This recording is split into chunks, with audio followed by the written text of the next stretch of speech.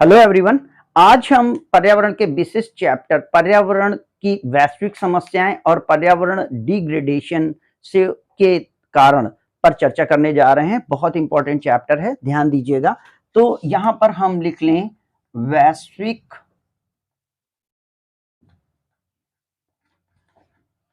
पर्यावरण समस्याएं,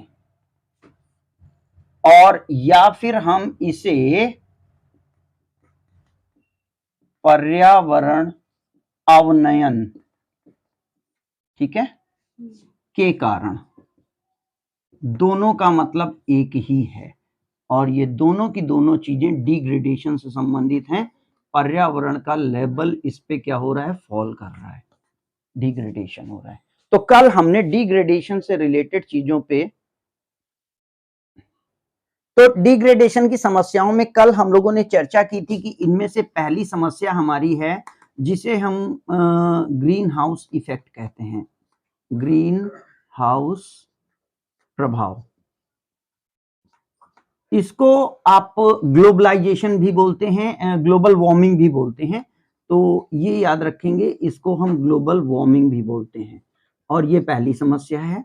दूसरी समस्या हमारी है एसिड रेन की,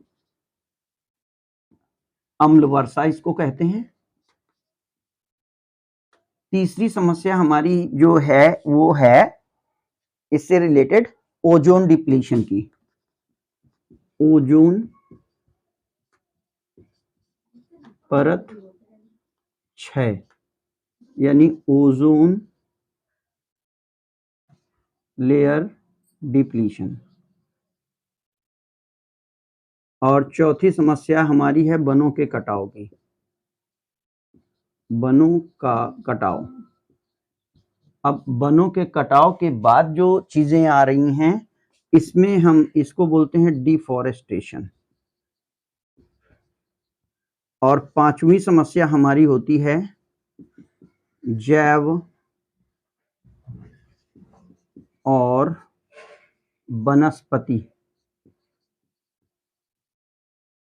के लुप्त होने की, समाप्त होने की। इसको समझने की कोशिश करिएगा।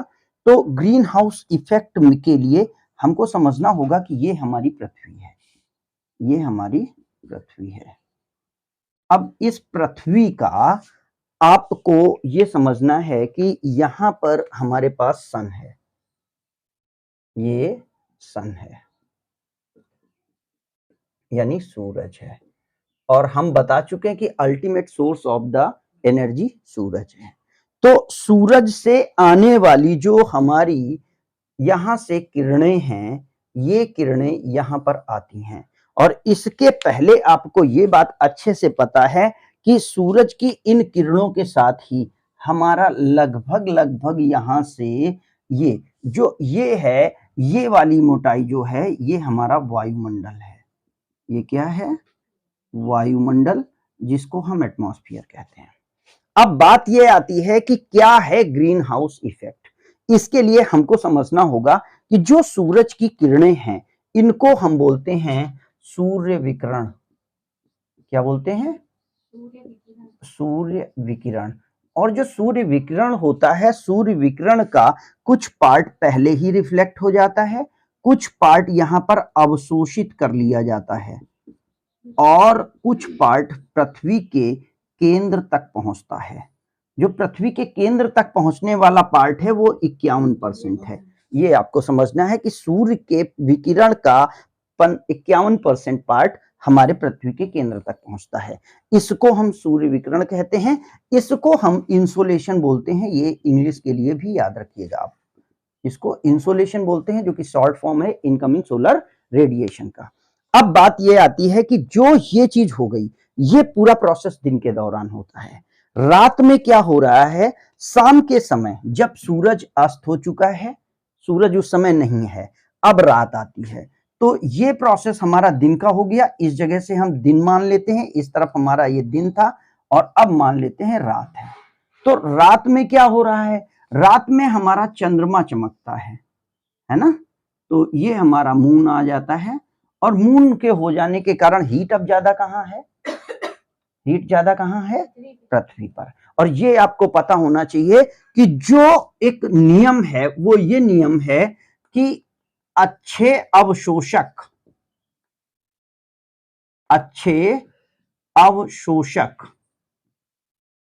काहे के? ऊष्मा के अच्छे परिवर्तक होते हैं। क्या होते हैं? अच्छे परिवर्तक होते हैं। जो व्यक्ति ऊष्मा को जितनी जल्दी एब्जॉर्ब कर रहा है, व्यक्ति नहीं वस्तु, तो गुड एब्जॉर्बर और गुड रिफ्लेक्टर। तो यहां पे पृथ्वी ने 51% जो ये ऊष्मा ड्यूरिंग डे हासिल की थी, अब ये पार्थिव विकिरण के रूप में इस ऊष्मा को वापस भेजने की कोशिश करेगी ड्यूरिंग नाइट। ये कौन सा विकिरण हो रहा है? इसको बोलते हैं हम पार्थिव विकिरण, टेरेस्ट्रियल रेडिएशन। और ये कब होगा? रात में होगा। लेकिन हमारी जो कार्बन डाइऑक्साइड है, कार्बन डाइऑक्साइड, यहां पे हमारा क्षोभ मंडल होता है। क्षोभ मंडल के निचले भाग में यहां पे CO2 गैस का कंसंट्रेशन, ये कार्बन डाइऑक्साइड है। क्या है ये? ये क्या करती है? ये कार्बन डाइऑक्साइड एक ऐसी लेयर बना रही है जो इस पृथ्वी की इस पार्थिव विकिरण की ऊर्जा जो कि हमें बाहर भेजनी है, उसको बाहर ना भेज करके ये इसको वापस रिफ्लेक्ट कर रही है, वापस परिवर्तित कर देती है। ये क्या कर रहा है? ये चीज ध्यान दीजिएगा। तो यहां पर एक चीज आपको समझने की जरूरत है कि जब ये चीज आ रही है तो ये पार्थिव विकिरण में क्या हो रहा है? ये पृथ्वी के तापमान में वृद्धि करेगा, तापमान में वृद्धि कर देगा। और तापमान में वृद्धि का एक डेटा बहुत भयानक आया है, उस चीज को आप समझ लीजिए कि डेटा यह है कि अगर पृथ्वी के टेम्परेचर में 4% की वृद्धि हो रही है, पृथ्वी के टेम्परेचर में 4% की वृद्धि हो रही है, तो आप ये समझ लीजिए 40% जीव जंतुओं का नाश होगा। 40% इसका प्रभाव कहां आएगा? पारिस्थितिकी पर। ये बहुत इंपॉर्टेंट डेटा है जिसको हमको बड़े ढंग से समझना है। क्या है ये डेटा? ये अलार्मिंग डेटा है।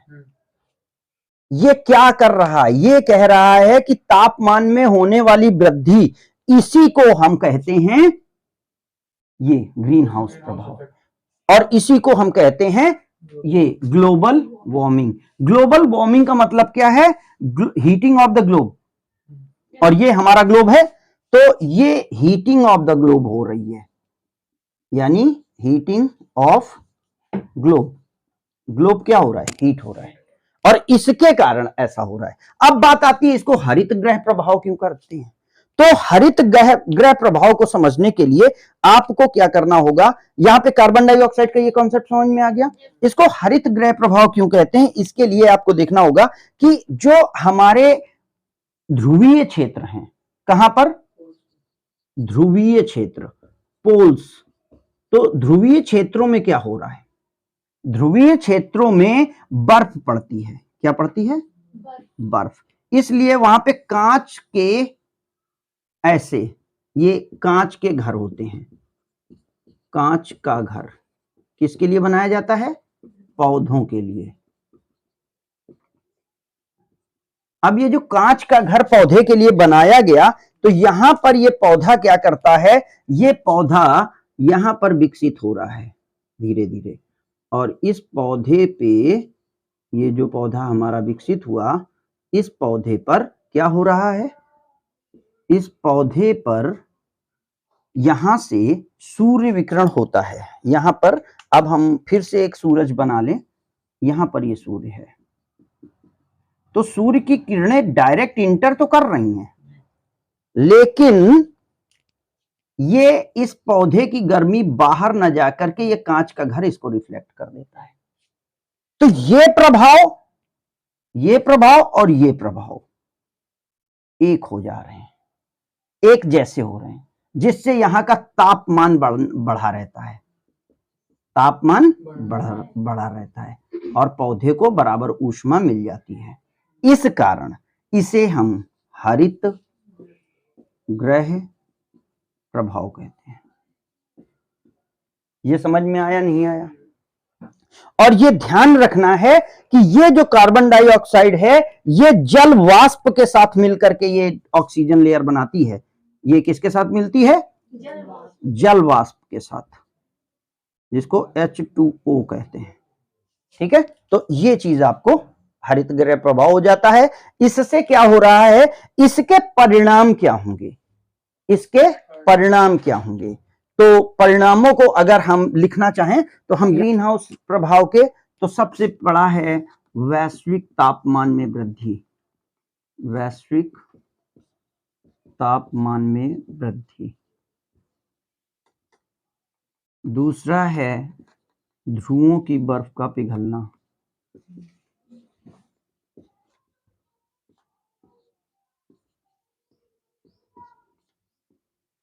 तीसरा हो जाएगा जल स्तर, समुद्री जल स्तर का बढ़ना,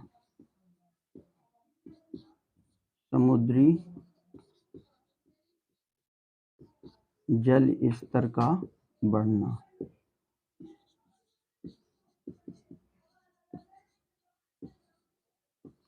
जैव विविधता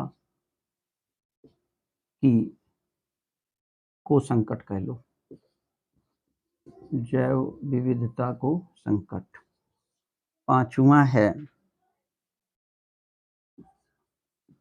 कृषि पर प्रतिकूल प्रभाव। जो ये माहौल आप देख रहे हो ना, गर्मी जा नहीं रही है, सर्दी आ नहीं रही है, ये काहे लिए हो रहा है? ये केवल इसी वजह से है क्योंकि हमारा जो ज्योग्राफिकल डेवलपमेंट है वो इन्वायरमेंटल डेवलपमेंट डिस्टर्ब हो रहा है।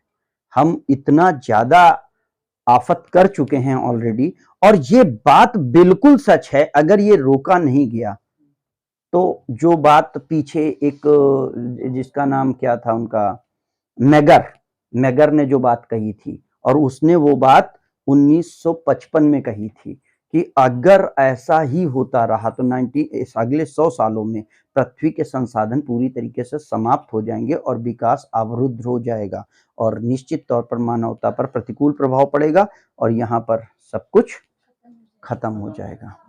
यहाँ पर छठे उसमें अनावृष्टि, नो रेन, अनावृष्टि, नो रेनफॉल, ये इसका एक और बड़ा प्रभाव है। और 10% अप्रॉक्स आपको स्किन डिजीज, त्वचा के रोग। क्यों? क्योंकि टेम्परेचर प्लस करेगा, हाँ टेम्परेचर प्लस करेगा और CO2 प्लस जो अदर अल्ट्रावायलेट रेज हैं वो यहाँ आएंगी और स्किन डिजीजेस होंगी, कलर्स में डिफरेंस आएगा और इवन हो सकता है म्यूटेशन आ जाए जीन्स में भी। तो इस तरीके से हमारा ग्रीन हाउस प्रभाव का डेटा पूरा होता है। मैं आपको इन सम्मेलन की जानकारी दे देना चाहूंगा जो कि पर्यावरण को संरक्षण करने के लिए अभी अंतरराष्ट्रीय स्तर पर हुए हैं। इनमें सबसे पहले बात यह आती है कि 1970 में पहली बार हमारे ग्रीन हाउस प्रभाव को समझ लिया गया था, इस बात को जान लिया गया था कि ग्रीन हाउस प्रभाव नाम की एक समस्या है। उसके बाद 1972 में स्टॉकहोम सम्मेलन आया, इसमें united nation environment programme UNEP, ये ध्यान रखिएगा, united nation environment programme UNEP, ये 1972 में स्टैब्लिश किया गया UNO के द्वारा, जिससे कि अंतरराष्ट्रीय स्तर पर जलवायु जागरूकता को बढ़ाया जा सके।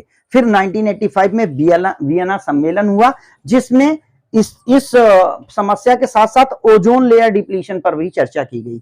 1987 में मॉन्ट्रियल सम्मेलन हुआ है जिसमें इसी की समीक्षा की गई कि किस तरीके से हम पर्यावरण जागरूकता को चला रहे हैं और उसमें कितना सुधार हुआ है।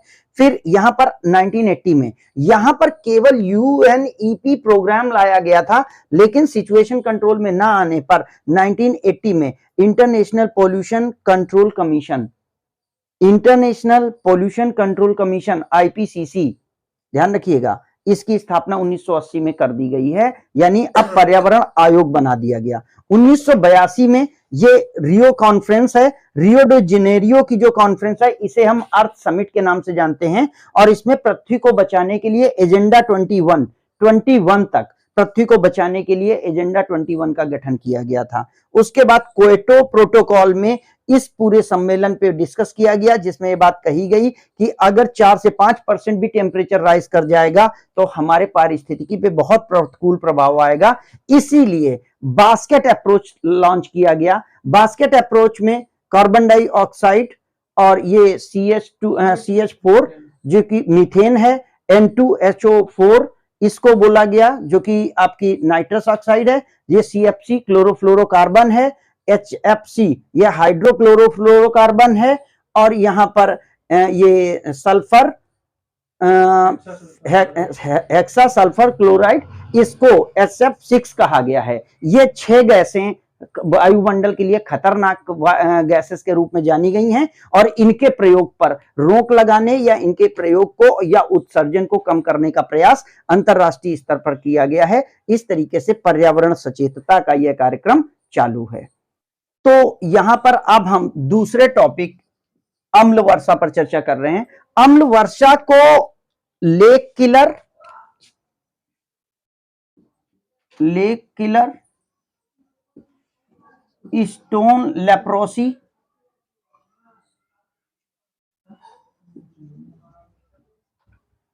के रूप में जाना जाता है। ये इसके नाम है लेक किलर, क्यों? क्योंकि ये झीलों में प्रभाव डालती है, इसके कारण इसकी झीलें समाप्त हो रही हैं। यूरोप में बहुत सारी झीलें, फिनलैंड में खासकर असर आया है। और स्टोन लेप्रोसी यानी जो पत्थर की इमारतें हैं, पत्थर की इमारतों में क्षरण ये हो रहा है।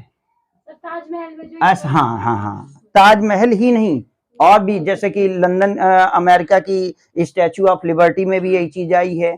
और बहुत सारी पत्थर की जितनी भी इमारतें हैं उनमें पत्थर पीला पड़ना प्लस पत्थर में क्षरण होना, पत्थर का चटकना, छेद होना, जिसको जैसे मतलब छोटा छोटा चुन जाना जिसको कहता है, खराब होना। तो ये क्यों हो रहा है? तो आप ये समझिए कि हमारे पर्यावरण में H2O ऑलरेडी अवेलेबल है। इधर देखिए, पर्यावरण में जल वाष्प ऑलरेडी अवेलेबल है।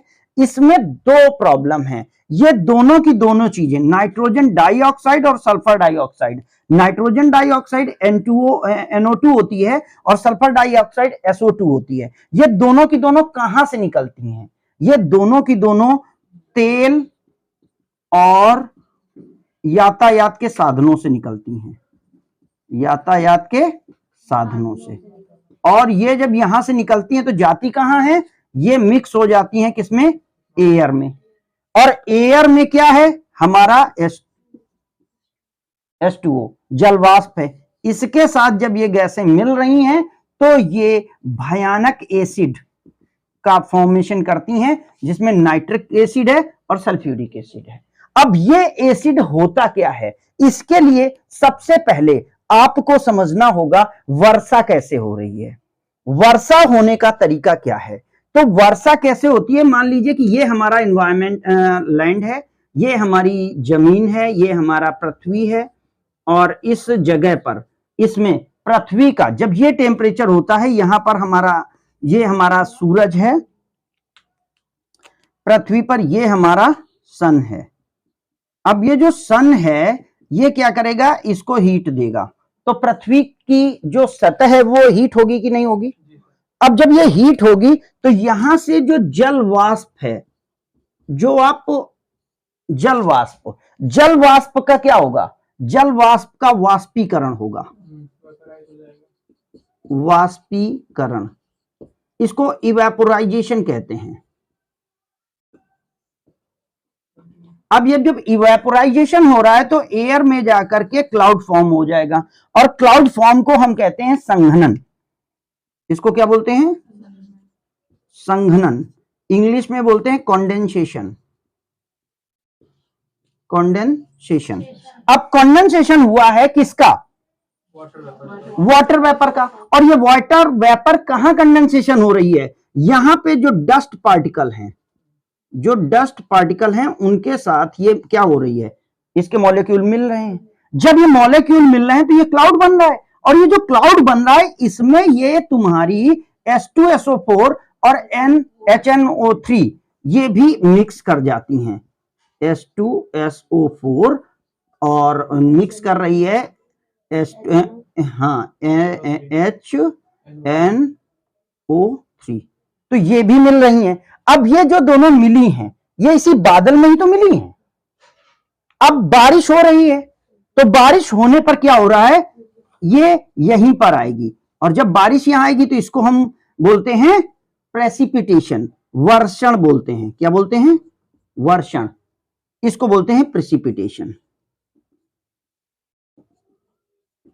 और बारिश में ये पानी वापस आ रहा है। जब ये पानी वापस आ रहा है तो ये फसलों और इमारतों को नुकसान पहुंचा रहा है, और इसी को हम एसिड रेन के रूप में जानते हैं, क्योंकि इसमें रेन के साथ एसिड का फॉर्म हो रहा है। तो ये ही हमारी एसिड रेन की संकल्पना है। एसिड रेन का मतलब है पृथ्वी से जो हानिकारक केमिकल्स ऊपर जा रहे हैं वो जल वाष्प के साथ क्रिया करके बादल बना रहे हैं, और बादल जब जरूरत से ज्यादा मात्रा में वहां पे बन जाएगा तो बारिश होगी, और वो बारिश चूंकि हमारे वायुमंडल के निचले हिस्से पर ये का संघनन होता है, यहीं पर हमारे ऊपर फिर से गिरता है। ऐसे में फसल को और इमारतों को नुकसान पहुंचाने का काम करता है ये आपका एसिड रेन।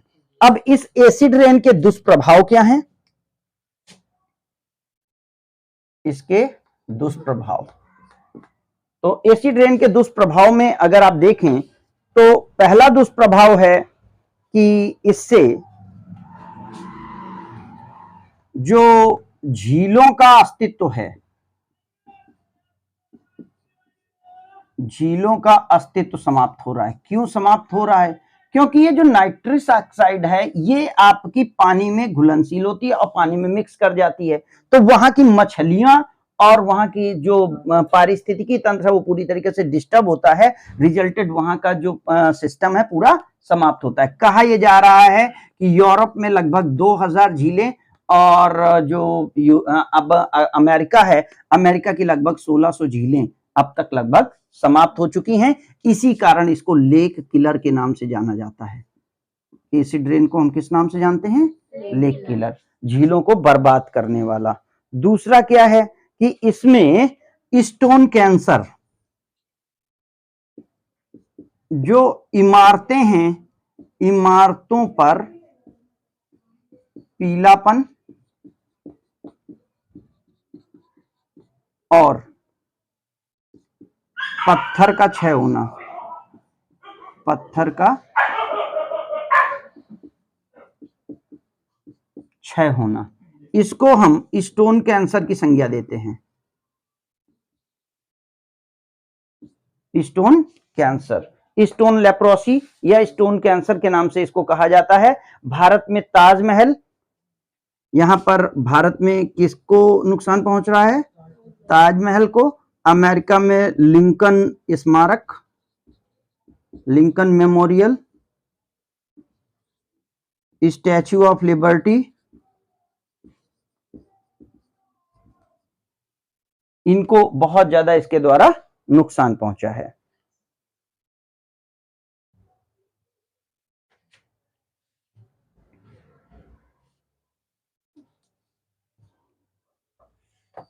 डाउन करो।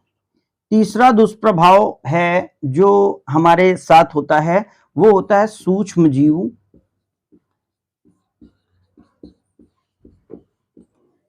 सूक्ष्म जीवों पर खतरा, यानी जो माइक्रो ऑर्गेनिज्म है उनका डिस्टरबेंस इसमें होता है। चौथा है फसलों का नुकसान,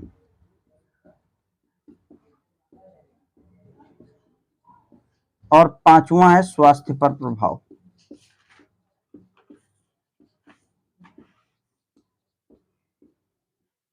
तो इस तरीके से अम्ल वर्षा का भी हमारे ऊपर गलत प्रभाव पड़ता है। तो टॉपिक पे अब हम ओजोन लेयर डिप्लीशन पे बात करेंगे। ओजोन लेयर डिप्लीशन का क्या मतलब है, तो पृथ्वी का जो हमारा संतुलन है, पृथ्वी के संतुलन में हमारे पास नीचे क्षोभ मंडल है, यहाँ पर हमारा क्षोभ मंडल है, और क्षोभ मंडल के बाद हमारा समताप मंडल है। तो समताप मंडल के बाद हमारे पास मध्य मंडल है, और ये मध्य मंडल जो है यहीं पर ओजोन लेयर पाई जा रही है। ओजोन लेयर जो है, ये लेयर हमारी पृथ्वी की, एक मिनट, ये हमारी पृथ्वी की संहारक और प्रिजर्वर दोनों है।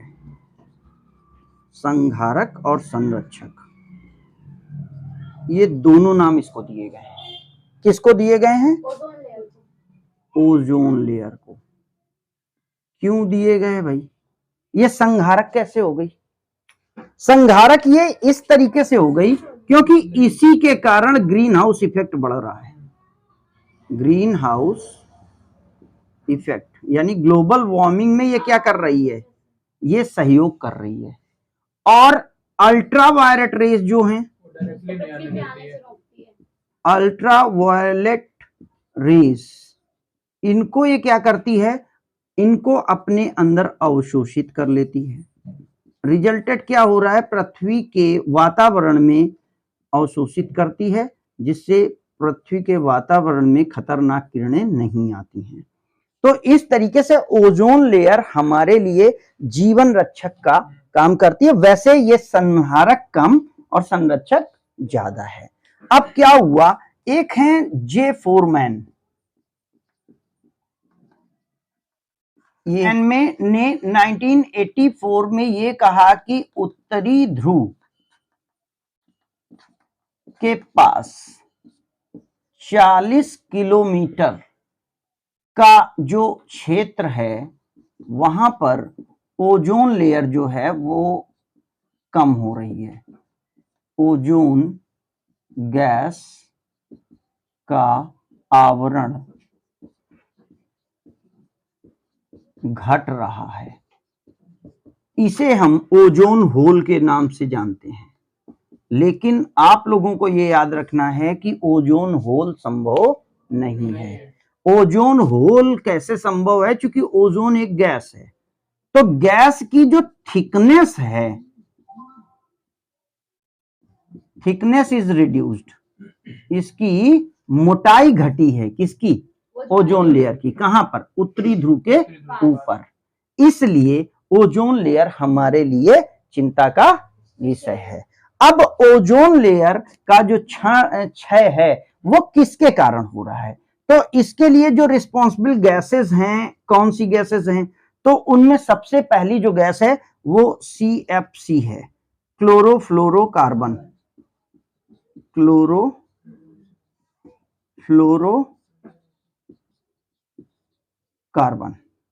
ठीक है। अब इस क्लोरोफ्लोरोकार्बन के बाद जो सिल्वर ब्रोमाइड है, ये एक सेकेंड लेवल पर आती है। सिल्वर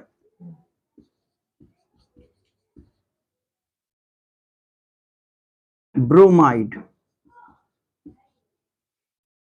और सिल्वर ब्रोमाइड का उपयोग किस में हो रहा है? खाद्य पदार्थों के संरक्षण में। खाद्य पदार्थों के संरक्षण में, इसलिए इसका उपयोग भी अच्छा है। क्लोरोफ्लोरो का उपयोग शीतलक के तौर पर होता है एसीज में, यानी इसको शीतलक यानी जो एसी वगैरह है, फ्रिज एसी, तो एसी और फ्रिज में इसका यूज किया जाता है।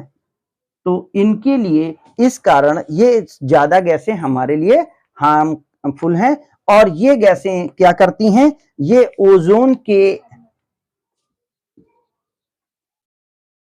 ओजोन पार्टिकल के साथ रिएक्ट कर जाती हैं, रिएक्ट करके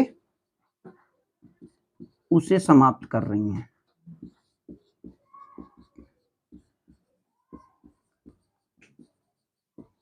अब इसके दुष्प्रभाव क्या होंगे? ओजोन लेयर के दुष्प्रभाव क्या होंगे? क्या चीजें की जाएं कि ओजोन लेयर मतलब क्या चीजें होंगी जिससे कि इसमें हमें क्षय आएगी? तो सबसे पहली चीज आपको ध्यान रखना है कि जो इसके कारण जितना भी काम होगा, सूर्य की किरणों का अंदर आना हमारे लिए सबसे है हानिकारक है, तो त्वचा संबंधी रोगों में बढ़ोतरी हो जाएगी, संबंधी रोगों में वृद्धि, पहला सबसे बड़ा परिणाम ये होगा। दूसरा क्या हो जाएगा, पृथ्वी का तापमान बढ़ जाएगा, और तापमान बढ़ेगा तो ग्लोबल वार्मिंग की जितनी भी प्रॉब्लम थी वो यहां आ जाएंगी। यहीं पर इसी कारण आप उसको ग्लोबल वार्मिंग को इससे जोड़ रहे थे, है ना, क्योंकि ओजोन लेयर ग्लोबल वार्मिंग को सपोर्ट कर देती है, इसी कारण इसे संहारक भी कहा गया है। और लेकिन ये दूसरे तरीके से संहारक बन रही है कि जब संरक्षण वो कर नहीं पा रही है, वो यहां पर ग्लोबल वार्मिंग का हेल्प नहीं कर रही है, लेकिन जब वो उसका लेयर कम होता जा रहा है तो वो अवशोषित कम करेगी, यानी उसका जो काम है अल्ट्रावायलेट रेस को रोकना वो कम हो जाएगा। इस कारण इसी को हम जीवन रक्षक छतरी के नाम से जानते हैं। ओजोन लेयर को हम किस नाम से जानते हैं, जीवन रक्षक। पृथ्वी का सुरक्षा चक्र भी, कवच भी कहा गया है, पृथ्वी का सुरक्षा कवच। ये पर प्रभाव,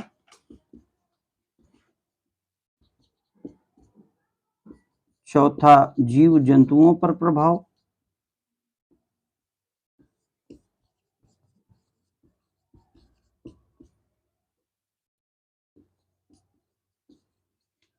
शरीर की